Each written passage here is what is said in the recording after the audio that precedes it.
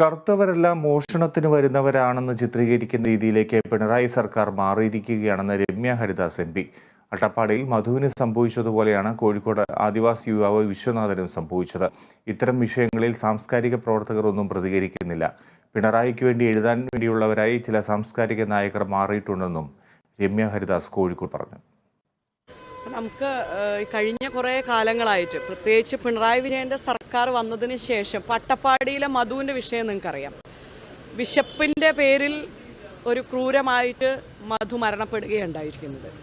അതേ രീതിയിൽ ഒരു സമാനമായ രീതിയിൽ തന്നെയാണ് ഞാൻ മനസ്സിലാക്കിയെടുത്തോളം കോഴിക്കോട് മെഡിക്കൽ കോളേജിൽ സംഭവിച്ചിരിക്കുന്നത്. കാരണം കറുത്തവനായതുകൊണ്ടും പട്ടികജാതി പട്ടികവർഗ വിഭാഗത്തിൽ പെടുന്നവരെല്ലാം ഇങ്ങനെ മോഷണത്തിന് വരുന്നവരാണ് എന്നുള്ള രീതിയിലേക്ക് ചിത്രീകരിക്കുന്ന രീതിയിലേക്ക് പിണറായിയുടെ സർക്കാർ മാറി എന്നുള്ളത് വളരെ വേദനയോടുകൂടി പറയാണ്.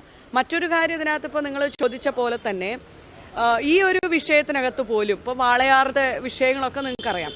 പട്ടികജാതി പട്ടികവർഗ വിഭാഗങ്ങൾ നേരിടുന്ന വിഷയങ്ങളിൽ പ്രത്യേകിച്ച് പിണറായിയുടെ സർക്കാരിനെതിരെയാകുന്ന സമയത്ത് അല്ലെങ്കിൽ പിണറായി വിജയൻ ഭരിക്കുന്ന സമയത്ത് സാംസ്കാരിക നായകർക്കൊന്നും പേന ചലിക്കില്ല, അവരുടെ വാക്കുകൾ വരില്ല.